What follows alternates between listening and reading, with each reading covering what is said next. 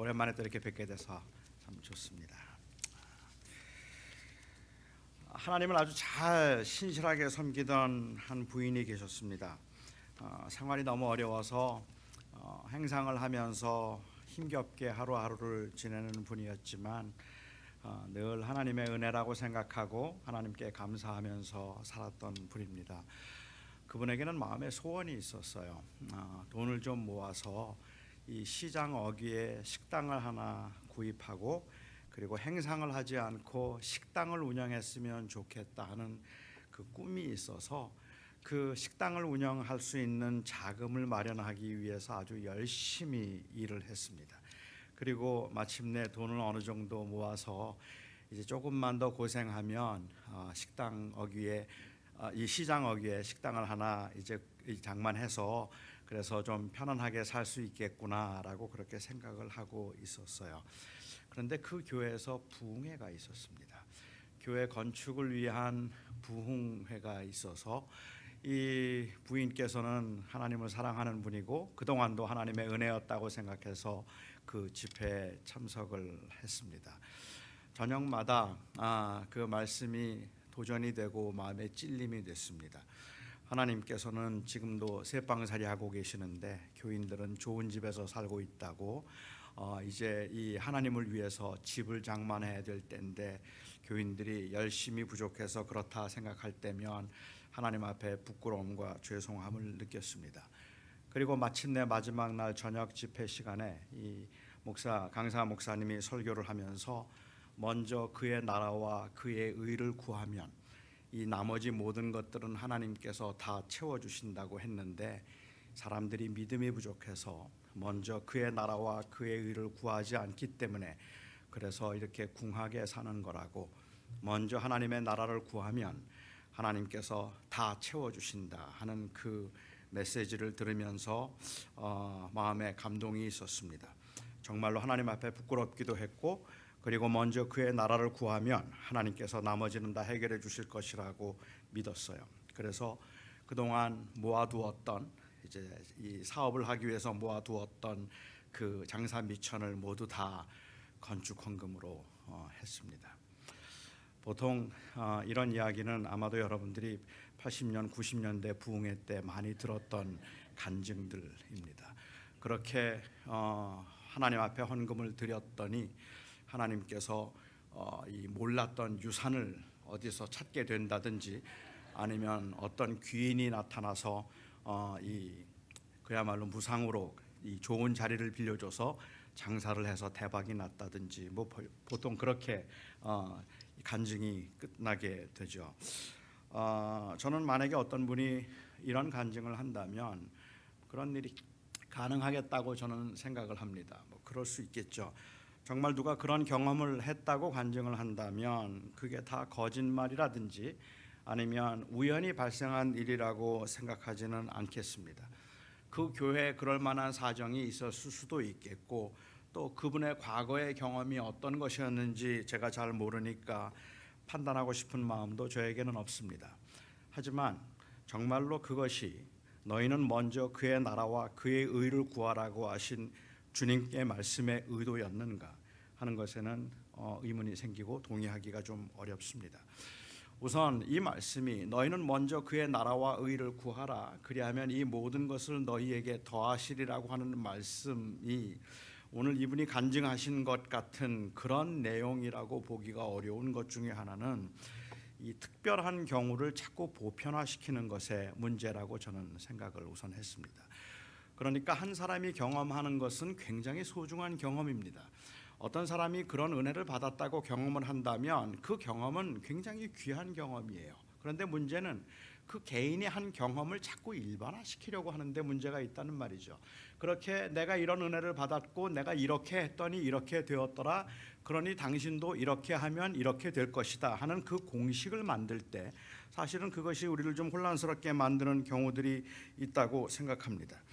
하나님은 그 주권에 의해서 하나님이 우리를 인도해 가시지 하나님께서는 공식에 의해서 우리를 인도해 가시는 분은 아닙니다. 그런데 우리가 살아가면서 너무 버겁기도 하고 인생은 참 힘들어요. 하루 앞일을 알 수 없는 저희들로서는 자꾸만 성경을 읽으면서도 성경을 통해서 어떤 공식과 방법을 찾아내려고 하는 그러한 경향이 우리에게는 좀 있습니다.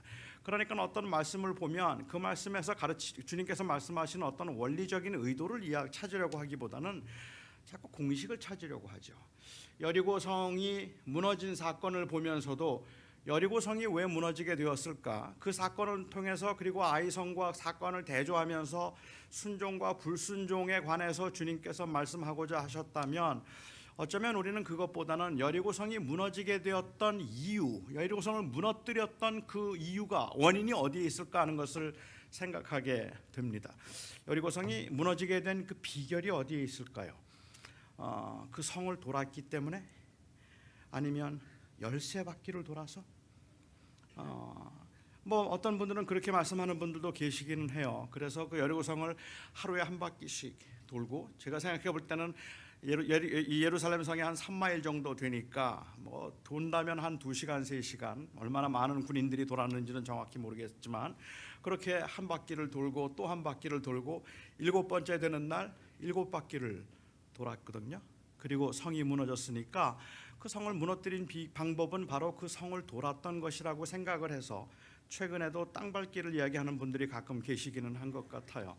물론 저 땅밟기라는 것이 그 땅에 대한 간절한 염원을 표현하는 것이라면 저는 굳이 그것을 뭐 잘못됐다고 말하지는 않겠지만, 여리고성의 사건을 통해서 땅을 밟음으로 그 땅을 하나님께서 우리에게 주신다고 생각을 한다면, 그런 공식이 정말로 성립된다면 사는 게 그래도 좀 편할 것 같지는 않습니까? 편할 것 같다는 생각은 들지 않으세요? 마음에 드는 집이 있으면 그냥 가서 도세요. 하루 그냥 한 바퀴 돌고 오시고, 둘째 날 한 바퀴 돌고 오시고, 나머지 7번째 날 7바퀴 도신 다음에 큰 소리로 넌 내 거야 그러면 넘어가는 거예요. 뭐 우리 청년들 마음에 드는 뭐 형제나 자매가 있으면 말하지 말고 그냥 도세요. 그냥 돌면 그러면 나에게 넘어온다? 그건 아니잖아요. 어떤 분은 말씀하시기를 새벽에 기도했다 그래요. 새벽에 그렇게 돌았기 때문에 하나님께서 응답하셨다고 해서 새벽 기도를 강조하는 분도 계시고, 또 어떤 분들은 그렇게 돌고 난 다음에 큰 소리로 크게 소리를 외쳤거든요. 그래서 합심으로 함께 기도할 때 하나님께서 역사하신다는 공식을 만들어내는 경향도 있는데, 사실은 거기서는 공식을 말하고자 함이 아니었다는 거죠. 어떻게 하면 성을 무너뜨리는가 하는 것은 그렇게 중요한 문제가 아닙니다. 뭐 히스기야의 사건도 저는 마찬가지로 보아야 된다고 생각을 하는데, 히스기야가 병이 들고 난 다음에 하나님 앞에 기도했더니 하나님께서 그 히스기야의 병을 고쳐주셨고, 하나님께서 내가 너의 눈물을 보았고 너의 기도를 들었다고 말씀하신 것처럼 우리가 병 들었을 때 하나님 앞에 기도하고 하나님 앞에 매달리면 하나님께서 우리의 눈물을 보시고 우리의 기도를 들으시고 하나님께서 우리의 병을 고쳐주신다는 그 공식을 말하기 위함이 아니었다는 거죠. 그렇게 생각을 한다면 사실은 히스기야가 그렇게 말하고 난 다음에 그 약속이 이루어지도록 하기 위해서 해를 10도를 뒤로 가게 한 것도 그렇고, 그 다음에 히스기야에게 이사야가 그렇게 선언을 하고 나서 사실은 성읍을 나가기도 전이면 한 20분 안에 응답이 된 거예요. 저는 이쯤 되면 기도하겠어요. 우리는 3년을 해도 안 돼요. 그런데 그 불과 한 20분 30분 안에 하나님께서 마음을 바꾸실 거라면 하나님은 왜 도대체 히스기야에게 그 병을 주시고 바로 30분 안에 또 고쳐주신다고 말씀을 하셨을까? 거기에는 저는 뭐 지금 다 설명드리긴 좀 곤란하지만 사실은 그 하나님의 구속사적인 주권을 말하기 위한 것이지, 병들면 기도해라, 기도하면 다 낫는다, 그 공식을 말씀하시는 게 아니란 말입니다. 어떤 사람들의 경우는 기도해서 병이 나서요. 어떤 분들의 경우는 아무리 기도해도 병이 낫지를 않아요. 이것은 하나님의 주권 가운데 하나님의 계획이 있기 때문에 그런 것이지 거기에 공식이 있는 게 아니란 말입니다. 그런데 우리는 살면서 자꾸 그 공식을 기대하려고 하죠. 그래서 어느 분이 11조 했더니 복 받았더라 하고 이야기를 하면 11조 하면 복을 받는구나라는 공식을 만들어냈는데, 하나님의 주권적인 섭리 가운데 어떤 사람들은 그렇게 해서 복을 받는데 어떤 사람은 참 안 돼요. 정말 안 돼요. 그렇게 안 되는 경우에는 그러면 뭐가 부족해서 그렇게 안 된다고 볼까? 우리의 문제는 이 특별한 그 개인적인 경험들, 저는 그건 다 소중하다고 생각을 하지만 그런 것들을 자꾸만 일반화시키려고 하는 그러한 경향이 있다는 거죠. 그래서 저는 한 사람이 경험했던 그 일들과 그 어떤 개인의 간증은 저는 굉장히 소중하다고 생각을 하지만 그 간증을 자꾸 일반화시켜서 그것을 다른 사람들에게 요구해서는 안 된다는 생각을 하게 됩니다. 이렇게 기도하면 뭐가 된다라는 식의 이야기는 사실은 굉장히 위험할 수 있는 그러한 말들일 것 같아요. 어쩌면 그것보다 더 이런 간증들이 가지고 있는 더 심각한 문제가 있다면 그것은 바로 이 성과 속을 구분하는 이원화의 문제라고 볼 수 있겠다 싶습니다. 그러니까 많은 사람들은 먼저 그의 나라와 그의 의를 구하라고 말하면 제일 먼저 떠오르는 것이 바로 이 종교적인 것이거나 아니면 교회라고 생각을 해요. 그러니까 먼저 그의 나라를 구하라는 말의 의미는 기도를 열심히 하라는 말이거나 아니면은 먼저 교회를 위해서 봉사하면 나머지는 하나님께서 다 채워주신다고 그렇게 사람들은 생각을 하기가 쉽다는 것이죠. 그것은 우리가 가지고 있는 종교적인 것과 교회적인 것은 거룩한 것이고 교회 밖에 있는 것과 비종교적인 것들은 세속적인 것이라고 하는 이 이완화에서부터 비롯된 문제라고 볼 수 있겠다 생각을 합니다. 사람들은 어떤 행위 혹은 장소 혹은 사람에 의해서 거룩한 것과 속된 것을 구분하려고 합니다. 기도는 거룩한 행위라고 생각을 하고 그리고 사업, 장사는 그것은 속된 일이라고 세속적인 일이라고 생각을 하죠. 교회는 거룩한 장소라고 이야기를 하고 직장은 악이 들끓는 세상에 있는 그냥 먹고 살기 위해서 어쩔 수 없이 나가야 되는 죄악이 들끓는 곳이라고 생각을 합니다. 목사는 성직이라고 생각하고 나머지 직업들은 전부가 다 세속적인 직업이라고 생각을 하는 경향도 있습니다. 제가 처음에 미국 와서 교회 나가기 시작했을 때 그때 장로님들의 기도나 아니면 교회에서 기도를 하시는 분들의 기도를 들으면서 어렵지 않게 들을 수 있었던 기도가 뭔가 하면 지난 6일 동안 썩어져갈 세상에서 썩어져갈 육신을 위하여 죄만 짓고 살다가 오늘 이 거룩한 주일에 주님 앞에 나왔습니다. 지난 6일 동안 썩어져갈 죄를 이 육신을 위해서 썩어져갈 세상에서 살았던 저희들의 죄를 용서해 주시고 오늘 거룩한 주일에 거룩한 곳에 거룩한 예배를 하기 위해서 나왔사오니 주님 저희를 정결케 해 주십시오 하는 그런 기도예요. 그렇게 기도를 하고 난 다음에 또 그 다음 날은 썩어져갈 세상에 또 죄를 지으러 또 나가더라는 말입니다. 그런데 그렇게 생각하는 것은 결국은 이 세상에 있는 일들은 세탁소에서 일을 하는 것은 썩어져갈 육신을 위한 세상의 일이라고 생각을 하고 교회에 와서 사역하고 일하는 것은 거룩한 일이라고 생각을 하는 데서부터 비롯되었다는 말이에요. 만약에 우리가 살고 있는 그 세상에서의 삶을 그 죄악된 삶이라고 생각을 하고 있고 세속적인 일이라고 생각한다면 우리는 그 삶을 통해서 하나님을 거룩하게 할 수 없는 겁니다. 그런데 우리 안에는 그 성과 속을 구분해서 교회는 거룩한 곳이라고 생각하고 교회 밖은 세속적인 것이라고 생각을 합니다. 목사는 성직이라고 생각을 해요. 여러분 목사가 성직자입니까? 저는 목사가 성직자라고 말하면 동의하겠어요.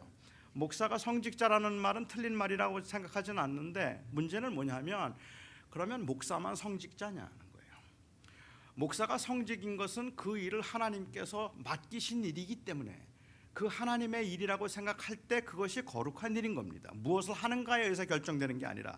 그러면 여러분들이 하고 있는 직장생활도 학생이 공부를 하고 있는 것도 하나님의 소명과 부르심이 있다면 그건 거룩한 일인 거예요. 거룩이라는 것은 무엇을 하는가에 의해서 결정되는 것이 아니라 누구를 위해서 사는가에 의해서 결정되는 것이라는 말입니다. 제가 오늘 설교를 하는데 이 설교가 거룩한 행위입니까? 이 설교가 거룩한 행위일 수 없죠. 제가 만일 제 마음속에 가지고 있는 생각이 이 설교를 통해서 여러분들에게 내가 얼마나 설교를 잘하는 사람인가 하는 것을 보여주고 그래서 많은 사람들로부터 인정을 받도록 해서 오히려 그래서 제가 인정을 받고 유명한 사람이 돼서 조금 더 편안하고 안락한 삶을 살기 위해서 이 설교를 하는 것이지 하나님의 말씀을 여러분들에게 정말로 진실하고 정직하게 전해서 여러분과 제가 어떻게 하나님 앞에 바르게 살아야 될까 하는 것인가에 대한 그런 간절한 열망이 없이 그냥 이것 잘해서 내가 인정을 받고 조금 더 여유 있고 그리고 인정받는 사람이 되자는 목적에서 설교를 하고 있다면 그 일이 어떻게 거룩한 일이냐는 말입니다. 이건 세속이에요. 철저하게 자기만을 위한 일이라는 말입니다. 우리는 설교가 거룩한 일일 수 없어요. 그 설교를 통해서 하나님을 영화롭게 할 때 거룩한 일인 거죠. 우리가 가지고 있는 직분이 거룩한 게 아니라 그 직분을 통해서 자기의 유익과 자기의 편리와 자기의 이익을 찾으면 그러면 그건 거룩한 일이 아닌 거죠. 그래서 사도 바울은 이 디모데에게 권하기를 너희가 경건을 이익의 재료로 삼지 말아라라고 이야기를 하죠. 이 경건함이라고 하더라도 그것을 이익의 재료로 삼아서 돈 버는 수단으로 생각을 하고 있다면 그 일은 거룩한 일이 아닌 거라는 말입니다. 그러니까 결국 거룩하다는 것은 내가 무엇을 하는가 아니면 내가 어디에서 뭘 하고 있는가에 의해서 결정되는 것이 아니라는 말입니다. 우리는 종종 하나님의 영광을 위해서 산다고 하면 그 말을 지나칠 정도로 종교적으로 이해를 하려고 하는 경향이 있는 것 같아요. 이제 청년들하고 제가 이제 시간을 많이 보내니까 청년들이 저에게 가끔 묻는 질문이, 제가 물리학을 공부하는데 이 물리학을 하나님의 영광을 위해서 어떻게 하면 하나님의 영광을 위해서 물리학을 공부할 수 있습니까? 라는 질문을 해요. 아니 어떻게 하면 이 물리학을 공부하는 게 하나님께 영광이 될까? 이것을 종교적으로 생각을 하다 보니까 그게 하나님께 영광이 되도록 하기 위해서는 공부를 하기 전에 기도를 먼저 해라? 아니면 이 찬송가를 들으면서 공부를 하라? 그렇지 않으면 겨우 생각할 수 있는 것이 그 물리학을 공부해서 훌륭한 학자가 돼서 돈을 많이 벌어서 교회 봉사 열심히 하고 선교 열심히 해라. 그러니까 선교를 하거나 교회 봉사를 할 때 그 일이 거룩한 일이 된다고 생각하지, 그 일 자체가 하나님께서 맡기신 일이라고 생각해서 하나님 앞에서 그 일을 하나님의 일을 하듯이 하라. 그게 하나님을 영화롭게 하는 것이라는 말이 잘 이해가 안 되는 것 같다는 거예요. 그건 우리가 굉장히 이원화되어 있기 때문에, 우리의 생각이 우리도 모르게 이원화되어 있기 때문에 그렇다는 생각이 듭니다. 그러니까 교회 안에서는 거룩해야 된다는 생각을 하게 되고, 종교적인 것들이 다 주님의 것이라고 생각하는데 이게 굉장히 믿음이 좋아 보이긴 하지만, 그렇지만 사실 생각해 보면 아주 부분적인 헌신을 지금 말하고 있는 것이고 전인적인 헌신을 말하고 있는 것은 아니라는 말이죠. 11조가 주님의 것입니까? 11조가 주님의 건가요? 맞죠? 전 11조가 이렇게 쉬운 질문에 자꾸 대답을 못 하시는지 뭔가 함정이 있을 거라고 생각을 하시는 건가요? 11조가 주님의 거잖아요. 맞죠? 그런데 제 질문은 뭐냐면, 그러면 10의 9는 누구 거지 하는 거예요. 10의 9는 내 건가요? 주님의 거죠. 10의 9도 주님의 겁니다. 그리고 10의 1이 주님의 겁니다. 10의 1이 주님의 것이고 10의 9는 내 것이라는 생각이 교회 11조를 철저하게 해서 교회가 수입을 갖게 만드는 데 도움이 됐는지는 모르겠어요. 하지만 교인들의 의식 속에는 그 삶 전체에서 재물에 대해서 내가 어떻게 대하며 살아야 되는가 하는 그 의식을 갖지 못하게 만들었단 말입니다. 그러니까 10의 1조를 하나님께 드리죠. 남의 10의 9는 내 거예요. 그리고 내가 어떻게 쓰든지 상관이 없기 때문에 횡령을 하든 부정을 하든 사치스럽게 살든 11조를 하나님께 드렸으면 나는 이 재물에 대한 내 책임은 다 했다고 생각을 하는 거죠. 주일이 주님의 날입니까? 당연히 주일은 주님의 날이죠. 그렇죠. 그래서 주일이죠. 그러면 월요일은 누구 날인가요? 그것도 주님의 날이잖아요. 그런데 왜 우리가 주일을 주님의 날이라고 부를까요? 우리가 그날을 주일이라고 부르고 11조를 따로 하나님 앞에 드린다고 말하는 것은 우리는 그 부분을 하나님께 드림으로 전체를 하나님께 드리도록 하기 위한 일종의 구별된 행위인 거예요. 그러니까 we keep this day holy to make other days holy. 다른 날들을 거룩하게 하나님께 드리기 위해서 하루를 구별할 뿐이지, 이날은 주님의 날이고 나머지 날은 내 날이라는 게 아니라는 말이죠. 제가 한번 길을 지나가는데, 이렇게 교회 복도를 지나가는데 초등학생 둘이 이야기를 하는데 대화가 참 재밌었어요. 그 초등학생 하나가 욕을 했어요.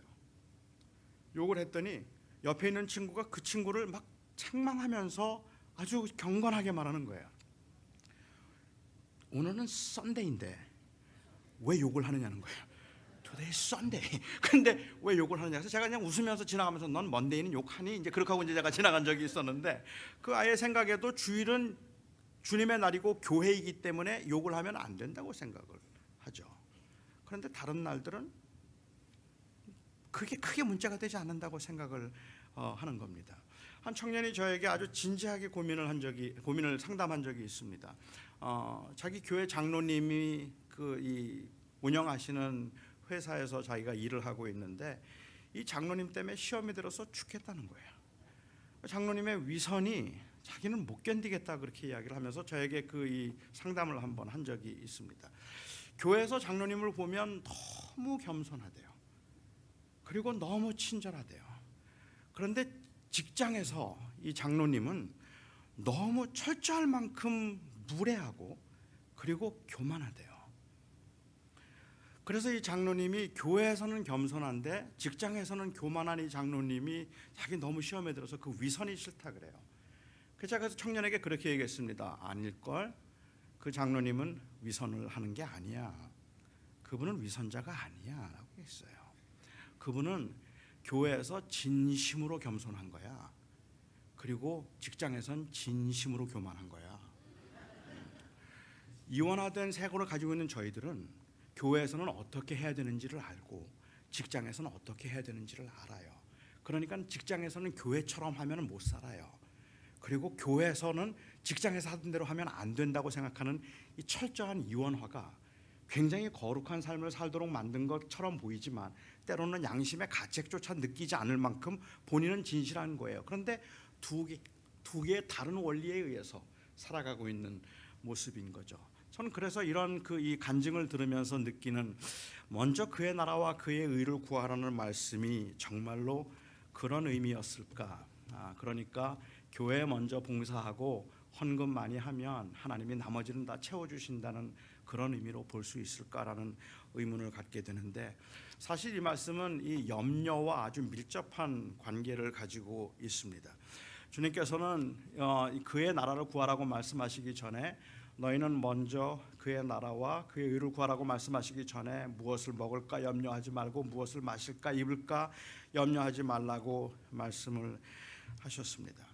제가 목회를 하면서 참 자주 하는 말이기는 한데, 자주 하면서도 이게 별로 힘이 없다 하고 생각되는 그러한 말, 도움이 되지 않을 것 같은 말이 하나 있습니다. 목회를 하면서 제가 많이 하는 말이기는 한데, 말을 하는 저도 그 말이 별로 힘이 없겠다고 생각하는 말 중에 하나가 뭐냐면, 너무 걱정하지 마세요 하는 말입니다. 너무 걱정하지 마세요, 아무것도 염려하지 마세요라는 말입니다. 고난과 슬픔 중에 있는 사람을 찾아가서 아무 걱정하지 마세요, 괜찮아질 겁니다, 너무 염려하지 마세요, 이 말을 한다고 염려 안 할까요? 내가 염려하지 말아야 되겠다고 다짐한다고 염려라는 게 사라지는 걸까요? 사실은 어찌 생각하면 교회 오래 다니신 분들보다 신앙생활을 처음 하시는 분들이 조금 더 정직하게 표현을 하시는 것 같을 때가 있어요. 교회 다닌 지 얼마 안 되는 분에게 제가 찾아가서 하나님이 지켜주십니다, 너무 걱정하지 마세요 그랬더니 그분이 저한테 그러더라고요. 목사님 빈말이라도 고맙습니다 그래요.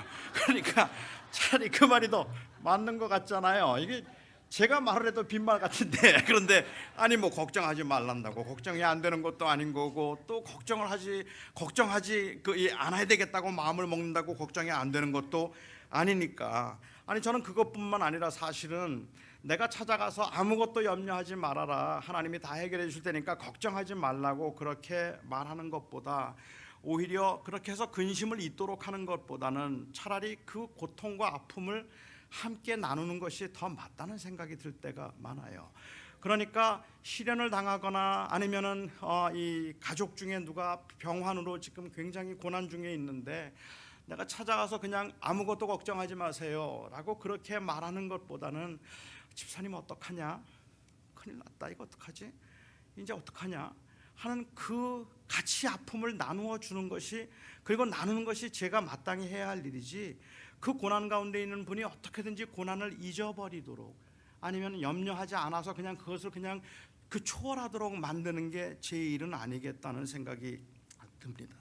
사실은 그래서 제가 이 염려하거나 실직을 당한 분을 찾아가서 하나님이 다 알아서 할 테니까 걱정하지 마세요라거나 걱정한다고 뭐가 달라집니까, 그냥 잊어버리세요라고 그렇게 말하는 것보다 그렇게 할 수가 없어요. 그런 농담을 할 여유조차 저에게는 사실은 없습니다.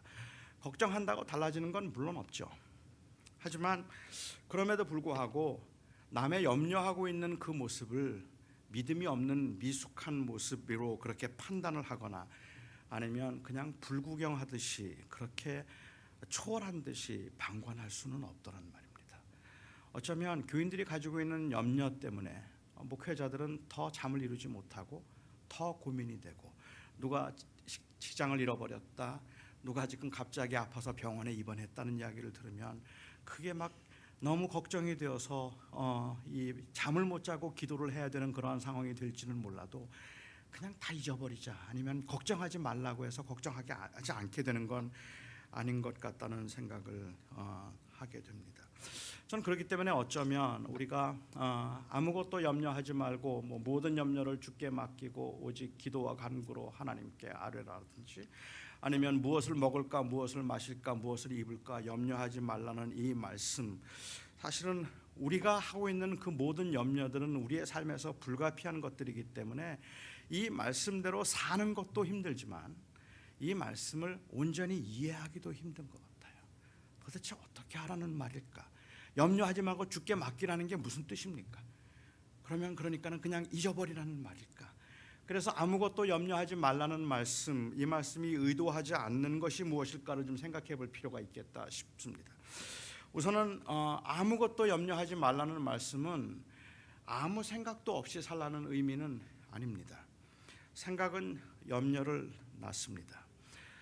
진지하게 사고하지 않는 삶, 고민이 없는 삶을 건강한 삶이라고 말할 수는 없을 겁니다. 염려하지 말라는 말씀은 마치 초월한 듯이 아침에 일어나면 무엇을 입을까를 걱정하지 않고 그냥 손에 잡히는 대로 아무 옷이나 입고 없으면 안 입는 그런 삶을 권장하는 것도 아니고, 주부들을 식단의 염려로부터 해방시키는 말씀도 아닙니다. 중국집에 가면 짜장면 먹을까 짬뽕 먹을까 그런 거 걱정하지 말고 아무거나 주세요라는 그러한 아주 단순한 식단 주문법을 말하고 있는 것도 아니고, 그냥 똑같은 옷을 갈아입기만 하면 되도록 단조로운 삶을 살기 위해서 똑같은 옷을 7벌 갖다 놓고 그냥 매일 옷만 갈아입으면 되는 그런 그 심플 라이프를 주님께서 요구하고 계시는 것도 아니라고 생각을 합니다. 제 아내는 요즘은 이제 사역을 하지 않으니까 요즘은 그런 말 제가 안 들어서 너무 좋은데, 몇 년 전까지만 해도 제 아내는 주일 아침마다 하는 말이 있어요. 주일 아침만 되면 입고 갈 옷이 없대요. 오늘은 입고 갈 옷이 없다 그래요. 이것저것 꺼내서 입어보고 하고 난 다음에 그 다음에는 오늘은 입고 갈 옷이 없어. 그리고는 저한테 어깃장을 놔요. 오늘은 벗고 가겠대요. 입고 갈 옷이 없어서. 그러면 제가 입고 갈 옷이 없다고 나는 오늘 벗고 갈 거야 라고 그렇게 어깃장을 놓는 제 아내에게, 여보, 주님이 말씀하시기를 무엇을 입을까 이런 거 염려하지 말라고 말씀하셨는데 거룩한 주일에 교회를 가면서 무엇을 입을까를 염려해서 되겠느냐? 그러니까 그냥 아무거나 입어. 그래도 그게 믿음이야. 이렇게 말을 못해요. 저도 그렇게 말하고 싶은데 그렇게 말 못해요. 제가 만약에 그렇게 말하면 분명히 그 다음날 아침부터 매일 멸치에 물 말아서 그냥 고추장 찍어서 먹도록 그렇게 나올 텐데, 제가 이건 뭐 메뉴가 맨날 이러냐, 고기 좀 먹자 이렇게 말하면 제 아내가 또 그럴 거 아니에요. 주님이 말씀하시길 무엇을 먹을까 염려하지 말라고 말씀하셨는데 그냥 주는 대로 먹어 그렇게 그렇게 이야기를 할 것 같아서 저는 무엇을 입을까 염려하지 말라 이런 말 못하고요. 주일 아침에 입고 갈 옷이 없어서 벗고 가겠다 그러면 저는 무조건 그냥 미안하다 그럽니다. 내가 미안해. 다음번에 하나 좋은 거 사자. 그러니까 오늘은 그냥 일단 입고 가자 하고 그렇게 이야기를 해요. 사실 그냥 아무거나 입지 아무거나 주세요. 이건 언제나 좋은 신앙인의 모습을 의미하지는 않습니다. 어쩌면 모든 게 다 귀찮아서 그럴 수도 있어요. 신앙적인 이유 때문이 아니라, 아니면 사실은 다른 일에 너무 바빠서일 수도 있어요. 돈을 버는 일에 너무 바빠서 옷 입는 건 내가 신경 쓸 여유도 없어서 그냥 아무거나 똑같은 옷을 한 달 내내 1년 내내 입을 수도 있는 거예요. 그런데 그게 믿음이 좋아서가 아니에요. 무엇을 입을까를 걱정하지 않아서 그런 것이 아니라 돈 버는 일에 바빠서 그럴 수도 있는 거고, 그냥 사는 게 다 귀찮아서 그럴 수도 있는 거예요. 주님께서는 그런 단조로 입을 거 걱정하지 말라 이런 얘기를 하시는 게 아니라는 거죠. 아무것도 염려하지 말라는 말씀에 의도하지 않는 바 두 번째는, 이것은 불성실한 삶을 권장하고 있는 말씀이라고 볼 수 없습니다. 우리들의 염려는 대부분은 다 책임에서부터 비롯된 것들입니다. 그러니까 우리 가족들에 대한 염려, 우리의 자녀들에 대한 걱정들, 교회에 대한 염려들, 국가에 대한, 나라에 대한 염려들, 우리가 속해 있는 공동체에 대한 염려들 모두가 다 사실은 우리가 살고 있는 그 사회에 대한 책임과 관심에서부터 비롯되는 일들이잖아요. 그러니까는 그 염려를 하지 말라는 말씀의 의미를 마치 초월한 것처럼 그런 무책임한 삶을 그냥 방조하는 말씀이 아니라는 거죠. 아무것도 염려하지 말라기는 어떻게 아무것도 염려하지 않을 수가 있어요. 지금 당장 사업이 안 되는데, 매상이 떨어졌는데, 우리 자녀들 학비를 낼 수가 없는데, 지금 내가 그 보험료도 제대로 내지 못하고 있는데 어떻게 아무것도 걱정하지 않고 그냥 기도만 하고 있을 수 있느냐는 말이에요. 우리가 가지고 있는 걱정은 그냥 단순히 세상에서 돈을 많이 벌기 위해서 그런 것도 아니고, 이 땅에 사는 동안에 그냥 조금 더 넉넉하고 여유 있게 살기 위해서 그러는 것이 아니라 우리에게 주어진 삶을 조금 더 책임 있게 살자고 생각하는데, 그 책임 있게 살기 위한 능력이 안 되기 때문에 염려하는 거잖아요. 그런데 그걸 어떻게 나쁘다고 말할 수 있어요? 어떻게 그걸 정죄하고 판단할 수 있겠느냐는 말입니다. 우리가 그냥 살아가면서 하고 있는 걱정들, 사실은 다 우리에게 주어진 그 일들에 대한 관심에서부터 비롯된 것들이라면 그걸 나쁘다고 말하거나 그걸 불신앙이라고 말할 건 아닐 거라는 생각이 듭니다. 그런데 하나님께서 인도해 주시겠지, 선하게 인도하실 거야, 그냥 하나님께 다 맡기면 돼 라는 말이 경우에 따라서는 어떤 사람들에게는 성숙한 말로 들리는 것이 아니라 무책임한 말로 들린다는 말이에요. 어쩌면 저렇게 무책임하지? 지금 이럴 때가 아닌데 그렇게 무책임하게 들리는 경우들이 있지 않겠습니까? 뭐 예를 든다면, 저는 그렇지는 않지만 예를 들어서 한번 말씀을 드릴게요. 교인 중에 아픈 교인이 있어요. 교인이 아파서 지금 많이 힘들어하고 병원에 입원했습니다. 장로님이 저에게 전화를 하셨어요. 실제로 있었던 건 아니니까 오해 마십시오. 장로님이 전화를 하셨어요. 목사님, 아무개 집사님 지금 병원에 입원하셨답니다. 몸이 많이 안 좋은데 상태가 좀 안 좋은 것 같아요. 목사님이 한번 신방 가시죠. 가서 기도해 주세요. 제가 장로님께 말합니다. 장로님, 뭐 그런 걸 다 걱정합니까? 하나님께서 다 알아서 해 주실 건데 내가 간다고 병이 낫겠습니까? 안 간다고 안 낫겠습니까? 어차피 하나님께서 다 그 병을 고쳐주실 것이고, 아니면 데려가시면 천국 가면 되는데 뭐 그런 거 걱정하세요. 하나님이 알아서 하실 겁니다. 장로님이 말씀하시죠. 목사님은 참 걱정도 없어서 좋으시겠네요. 이제 다음 주부터 교회도 나오지 마시고 그냥 집에 계세요. 아이고 장로님, 뭐 그런 걸 걱정하십니까? 제가 나가게 되면 나가는 거고 안 나가게 되면 안 나가고 하나님께서 다 알아서 해주시지 않겠습니까? 그리고 저는 교회에서 쫓겨납니다. 하지만 저는 걱정 없어요. 주님께 다 맡기고 사니까 뭐 주님께서 또 알아서 인도해 주실 거라고 생각하고 그냥 그렇게 믿음으로 살죠. 그런데 믿음이 없는 제 아내가 자꾸 걱정을 하는 거예요. 여보, 지금 체크에 지금 이제 돈이 없는데 어떻게 살지? 하나님이 알아서 해주셔. 걱정하지 마. 그런데도 제 아내는 믿음이 없어서 자꾸만 조바심을 내요. 초조하게 자꾸 조바심을 내는데 마침내 어디에 가서 파트타임을 구했어요. 그리고는 일을 해요. 그렇게 일을 하는 제 아내를 보면서 제가 그냥 마음에 치근한 마음이 드는 거예요. 저렇게 믿음이 없어서야 하나님이 다 알아서 해결해 주실 텐데 뭘 저렇게 안달부달을 하고 저렇게 또 가서 파트타임 일을 한다고 저러고 있나. 여러분이 보시기에는 제가 믿음이 좋아 보이십니까? 무책임해 보이십니까?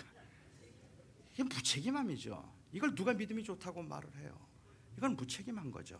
그런데 아무것도 염려하지 말라는 말씀을 때로는 이렇게 오해할 수도 있다라는 말입니다.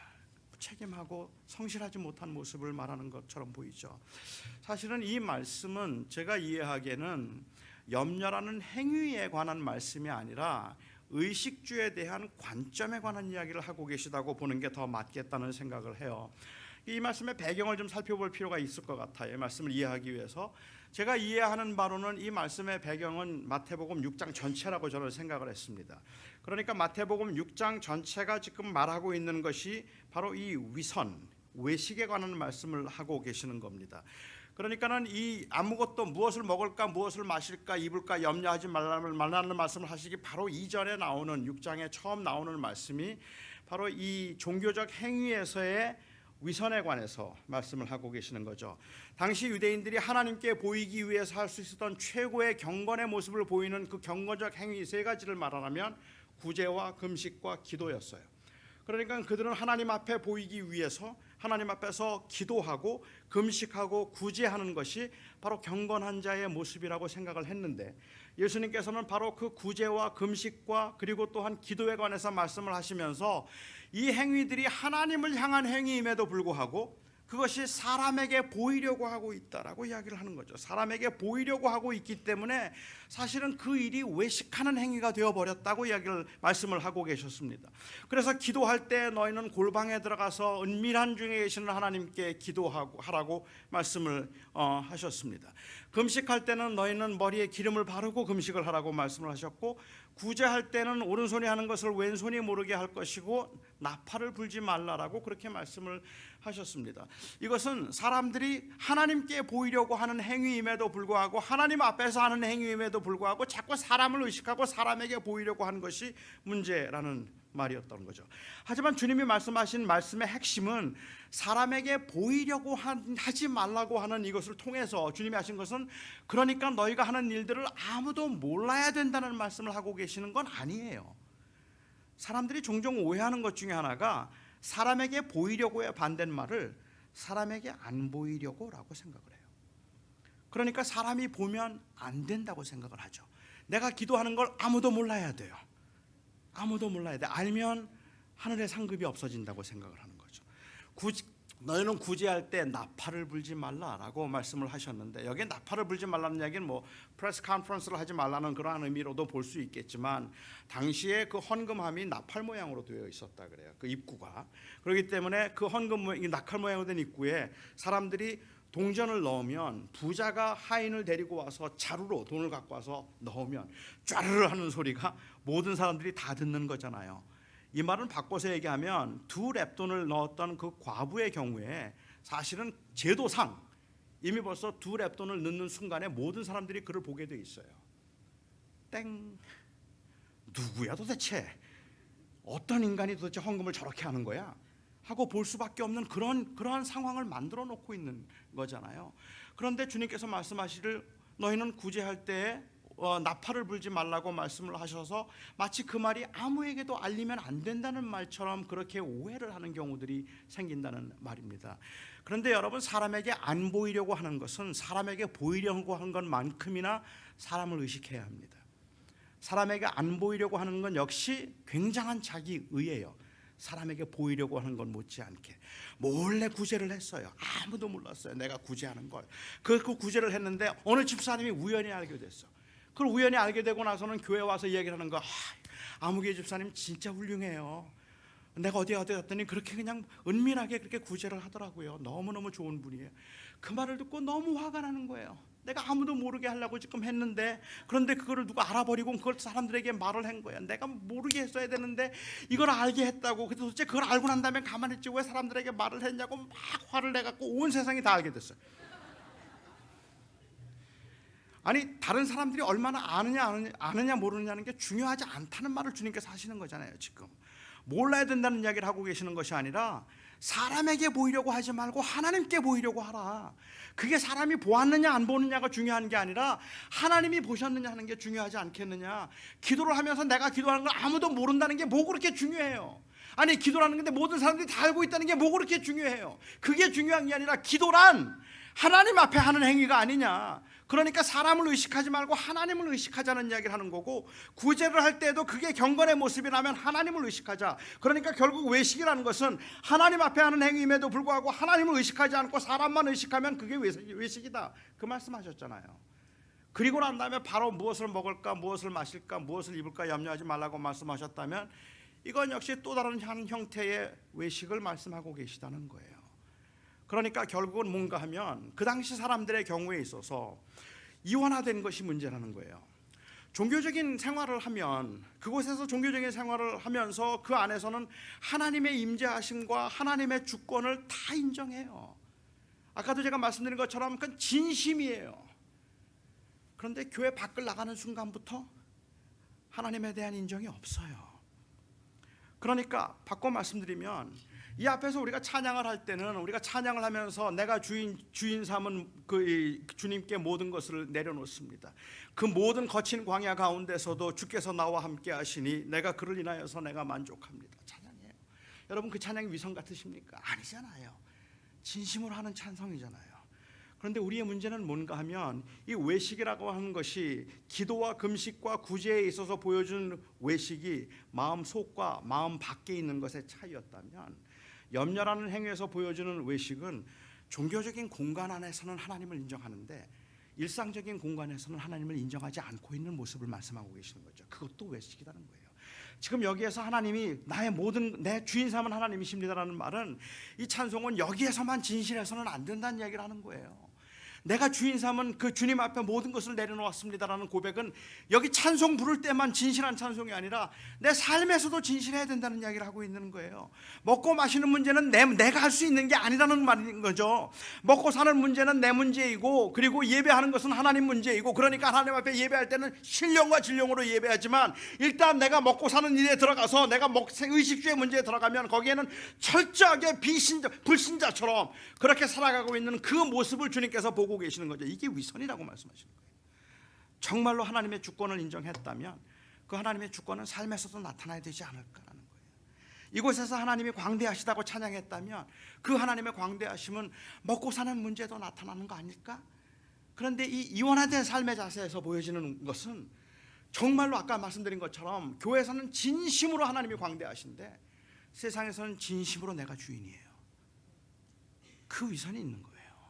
주님께서는 그 말씀을 지금 하시면서 무엇을 먹을까, 무엇을 마실까, 무엇을 입을까 염려하지 말라고 말씀하셨으니까 여기에는 결국은 먹고 마시는 문제에서도 하나님의 주권을 인정하라는 이야기를 하고 있는 거죠. 교회에서만 아니고 내 삶 전체에서 하나님의 주권을 인정하자. 비록 그것은 형통함 가운데서만이 아니라 고난 가운데 있다 할지라도, 실패 가운데 있다 할지라도 하나님이 내 삶을 주관하고 계시는 그 하나님이시라는 사실을 인정할 수 있겠느냐 하는 이야기를 하고 있는 것이라고 보아야 된다고 생각을 합니다. 그러니까 여기에 무엇을 먹을까, 무엇을 입을까 염려하지 말라는 말씀은 그런 의미에서 염려라는 행위를 하면 안 된다는 말씀이 아니라 오히려 우리의 모든 삶 가운데서 어떤 상황에서도 의식주의 문제에서도 하나님은 우리와 함께 하시며 우리를 지키신다는 사실은 위로의 말씀이라고 저는 생각해요. 그러니까 이것은 율법적인 의미에서 염자라는 행위를 하는 게 죄라고 말하는 게 아니라 그 거친 상황 가운데 있지만 하나님이 그 거친 삶의 현장에서도 우리를 지키시는 하나님이시니까 그 하나님의 그 이 주권적인 섭리와 그리고 하나님의 주권적인 인도하심과 동행하심을 믿고 의지하자는 얘기를 하는 거예요. 그래서 염려하지 말아라. 그 하나님이 함께 하신다. 그 이야기를 하고 계시는 거라는 말입니다. 우리의 삶에서는 이 고된 일들이 생기고 풍랑이 일어나면 참 견디기 힘들 때가 많습니다. 뭐 주변에 있는 많은 분들이 다 그렇게 살기도 하는데 철로역정에 보면 거기에 그 이 순례자가 굉장히 많이 지친 상황에서 좀 쉼을 원해요.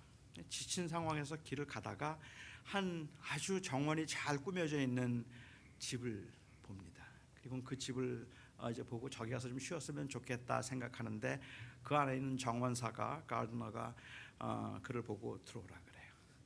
들어와서 쉬라고, 좀 쉬었다 가라고. 그렇게 쉬었다 가라고 그렇게 부르는데, 그래서 이 사람이 좋아서 이제 그 집으로 들어가려고 하다 보니까 그 문 앞에 사자가 있는 거예요. 사자가 있어요. 못 들어가죠. 그래서 못 들어가요. 그런데 그 안에 있는 가르드너가 이야기를 해요. 잘 보라고. 사자를 잘 보라고. 사자를 보니까 사자가 묶여 있어요, 사슬로. 그래서 그 사자는 절대로 그를 해칠 수가 없어요. 사자가 묶여 있어서 너를 해치지 못할 테니까 아무것도 염려하지 말고 그냥 들어오라고 그래요. 그래서 사자가 묶여 있다는 사실을 이성적으로 알고 있고 그 사자는 자기를 해하지 못할 것이라는 것을 믿음으로 믿는데, 그런데 못 가요. 자꾸 망설여져요. 안에서 자꾸 이야기합니다. It's okay, don't be anxious. 들어와, 괜찮으니까 들어오세요. 괜찮습니다. 사자가 절대로 해치지 않을 겁니다. 그 약속을 믿고 한 발짝 내디디고 한 발짝 내디다가 사자 앞에 가까이 오면 막 바들바들 떨리는 거예요. 아니, 그가 나를 해치지 못할 거라는 걸 알아요. 아는데 못 가겠어요. 아는데, 그런데 발을 떼기가 힘들어요. 그러면 안에서 위로를 하죠. 괜찮으니까 들어오라고, 걱정하지 말라고, 절대로 해치지 않을 거라고. 그 말을 믿고 조심스럽게 그 앞을 지나가고 있는 그 사자가 표하고 깨어서 표하고 잡아먹으려고 그러면 견디지 못해서 다시 돌아갈 수밖에 없는 상황에서 약속을 믿고 그 앞을 조심스럽게 지나가고 있는 이 모습을 보면서 철로역장에서 존 번연이 말하는 것은 이게 믿음의 여정이라고 이야기를 하고 있는 거예요. 그러니까 우리에게 주어진 삶의 현장도 저는 어찌 생각하면 비슷할 것 같다는 생각을 하죠. 알겠어요. 하나님이 우리를 지키시는 것도 알고, 하나님께서 우리를 통한 하나님의 계획이 있다는 것도 알고, 고난 중에 있을 때 하나님께서 그 고난을 통해서 하나님의 유익과 선을 이루신다는 것도 알겠어요. 머리로는 알겠는데 막상 우리 앞에 주어진 그 불편함과 우리 앞에 주어진 그 미래를 알 수 없는 불확신 앞에서는 견딜 수 없이 불안한 걸 어떻게 해요? 그렇게 떨려서 불안해서 쩔쩔매고 있는 우리들을 향해서 주님께서 오늘 하시는 말씀이 무슨 말씀입니까? 걱정하지 말아라는 말씀 아니에요. 그러면 걱정하지 말라는 말씀의 의미는 그냥 주님께서 기대하고 계시는 걱정하지 않는 모습이 사자가 묶여있는 걸 알고 있기 때문에 그 믿음으로 사자 앞을 지나가면서 사자에게 랄랄룰루 물어봐 뭐 이러면서 그냥 그렇게 담대하게 지나갈 수 있는 그 state of mind를 주님께서 지금 말씀하고 계시는 게 아니라는 말이에요. 두렵고 불안하지만 가자, 힘들지만 믿음의 길을 가자, 그 말씀하시는 거죠. 포기하지 말자, 놓치지 말고 가자, 그 말씀을 주님께서 하고 계시는 것이지 그냥 항상 아무것도 걱정이 없던 것 같은 그런 모습을 주님께서 기대하고 계시는 것이 아니라는 말입니다. 때로는 우리가 불필요한 죄책감을 가지고 있는 것 같아요. 나는 왜 이렇게 걱정이 많은지 모르겠어. 사실은 그 책임에서 비롯되는 걱정이 여러분도 지금 잊어버리고 지금 이렇게 계시니까 그렇지, 제가 오늘이라도 그냥 슬쩍 지나가는 말로 차 엔진 꺼놓고 오셨어요? 아니면 가스레인지 끄셨어요? 그거 아마 말씀드려도 제가 이거 잘못했는지도 몰라요. 지금 벌써 그게 생각하면서 내가 껐나? 사실 그래요. 저도 그런 것 같고 여러분도 아마 비슷하리라고 생각을 하는데 그냥 별일 없이 지나는 것 같다가요, 어느 날 저녁에 문득 이제 나 어떻게 살지? 그 생각을 하기 시작하면 밤을 꼴딱 새요. 나 이제 어떻게 살지? 우리 아들 그거 제대로 살 수 있겠나? 그런 생각을 하면 그 한 생각이 꽂히는 순간부터 갑자기 막 걱정이 되고 잠을 못 자겠는 걸. 그게 인간의 연약함이잖아요. 그런데 주님께서는 아무것도 염려하지 말라고 말씀하셨으니까 너 그거 했으니까 죄졌어, 이렇게 말씀하고 계시는 것이 아니라 그 모든 상황에서 내가 너의 하나님이다 하는 것을 잊지 말라고 말씀하고 계시는 거라고 저는 생각합니다. 너희는 먼저 그의 나라를 구하라고 말씀하십니다. 여기에 나라라고 하면, 나라라는 말이 가지고 있는 그 이 중요한 의미가 있다면 그것은 주권입니다. 나라의 특징은 주권을 의미하는 것이지 특정한 장소를 이야기하고 있는 건 아닙니다. 그러니까 너희는 먼저 그의 나라를 구하라는 말은 교회 일을 먼저 생각하라는 말씀이 아니라 그것이 교회이든 그것이 가정이든 하나님이 너의 주인이신 것을 잊지 말라는 이야기라는 거예요. 그 모든 상황에서 하나님이 너의 주권자이시고 하나님이 너를 다스리시는 분이기 때문에 하나님의 그 주권 가운데 그 안에서 오히려 자족하라 하는 말씀을 하시고 오히려 위로를 하는 말씀이라고 저는 생각을 합니다. 주님께서 말씀하시면서 들에 핀 백합화를 보라, 공중에 나는 새를 보라. 들에 핀 백합화가 길쌈도 하지 않고 공중에 나는 새가 먹을 것을 곳간에 들이지도 않지만 하나님께서 그를 먹이시지 않는가라고 말씀하셨어요. 근데 저는 그 말씀을 대하면서도 잘 이해가 안 돼요. 들에 핀 백합화의 영광이 솔로몬의 입은 옷의 영광보다 더 크다.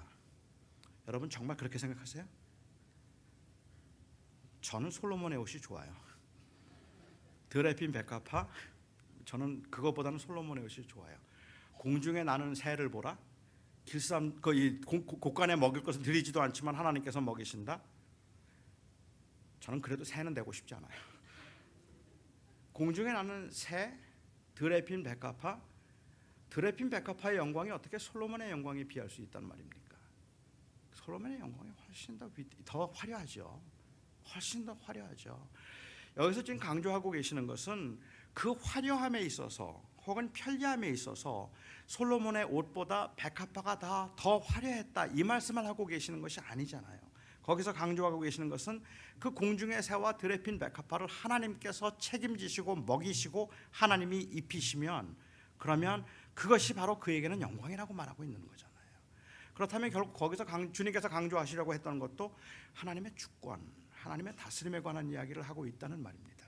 이 땅에 사는 동안에는 비록 다른 사람에 비하면 아무것도 아닌 것 같고, 아무 기력도 없고, 아무 힘도 없고, 아무런 능력도 없어서 다른 사람과 비교해 보면 나는 꼭 실패한 인생인 것 같지만, 그래서 마치 들에 핀 백합화와 같다고 할지라도 그 인생이 하나님의 손안에 있다면 너는 무엇을 염려하겠느냐 말씀을 하고 계시는 거죠. 그렇다면 그 영광이 솔로몬의 입은 옷에 비할 수 있겠느냐? 하나님이 지키신다면. 결국 자족이라는 말은, 이것은 단순히 어떤 상태에 대한 만족을 이야기하고 있는 게 아니라는 말입니다. 상태에 대한 만족이 아닙니다. 여러분 자족하라고 하면 자족하시겠습니까? 지금 자족하세요? 자족하실 수 있으십니까? 저는 못하는데 여러분들은 하시나요? 지금 현재 여러분 자녀들의 성적 괜찮아요? 조금만 더 좋았으면. 여러분 수입은 어때요? 매상은? 조금만, 뭐 많이는 아니에요. 그냥 지금 자족하기는 어렵죠. 조금만 더 벌었으면 좋겠죠. 뉴라이프 선교교회는 그냥 교인 이 정도면 괜찮겠습니까?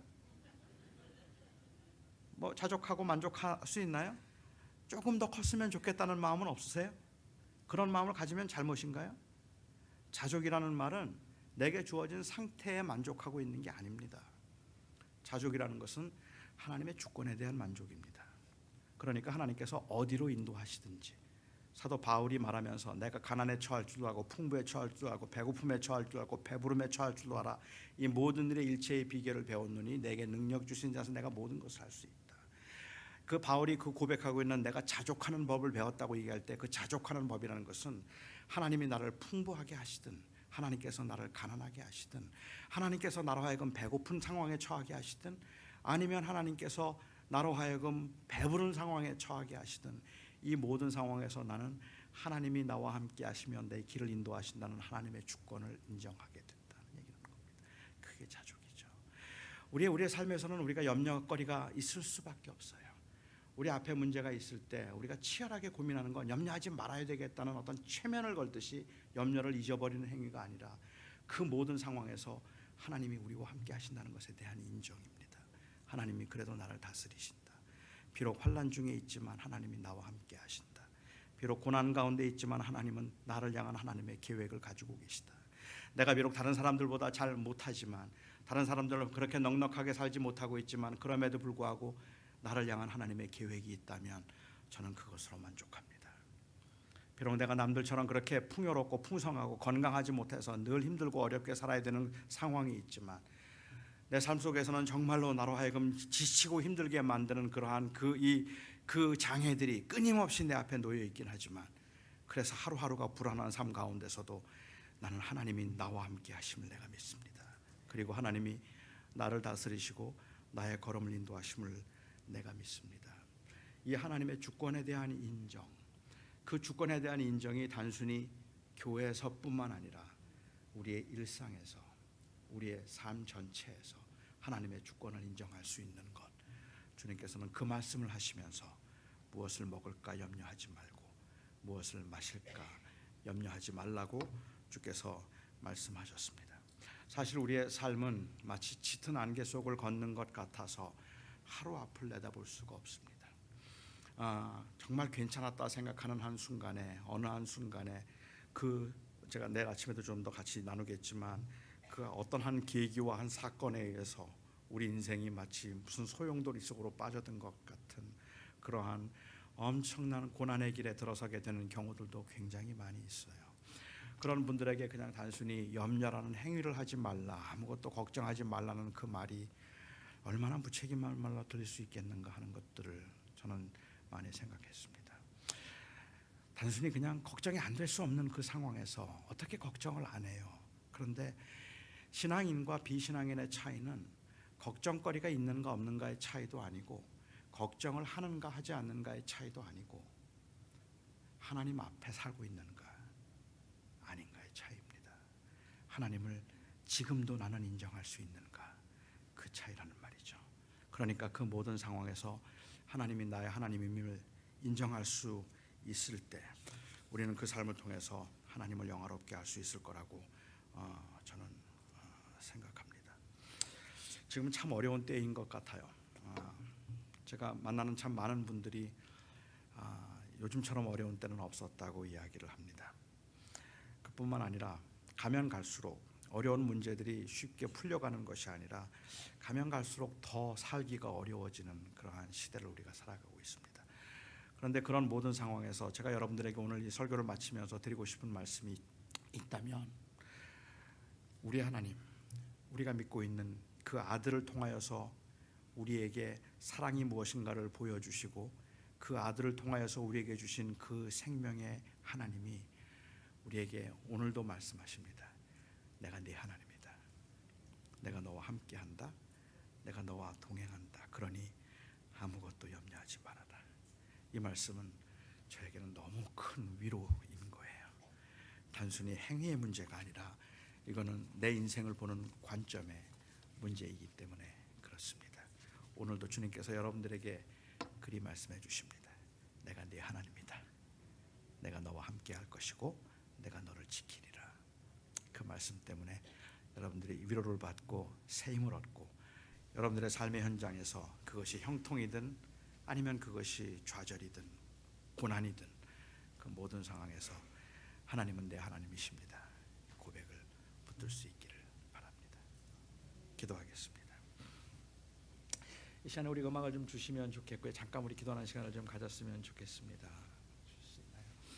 우리가 함께 잠깐 기도할 때 저는 그냥 여러분들이 마치 최면 걸듯이 막 소리쳐 외쳐서 염려가 잠시 사라지는 것 같은 기도가 마치 신경 안정제처럼 조금 있다간 다시 깨어나면 또 염려가 되겠지만 그 한 순간만이라도 잊어버릴 수 있는 그런 최면적 효과, 그것이 아니라 저는 정말로 저와 여러분이 오늘 하나님 앞에 진심으로 하나님의 주권을 인정할 수 있으면 좋겠다 생각합니다.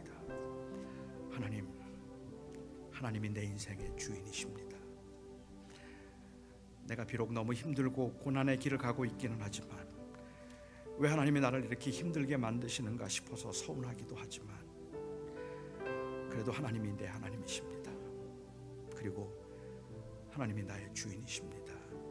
이 고백을 한번 우리가 회복할 수 있으면 우리가 먹고 사는 모든 문제에 있어서도 내 의식주의 문제에 있어서도 하나님은 내 하나님이십니다. 그리고 하나님이 나의 주인이십니다. 이 고백을 우리가 마음 깊은 곳에서 한번 할 수 있으면 아마도 그 고백이 우리에게 주는 회복은 엄청날 거라고 생각을 합니다.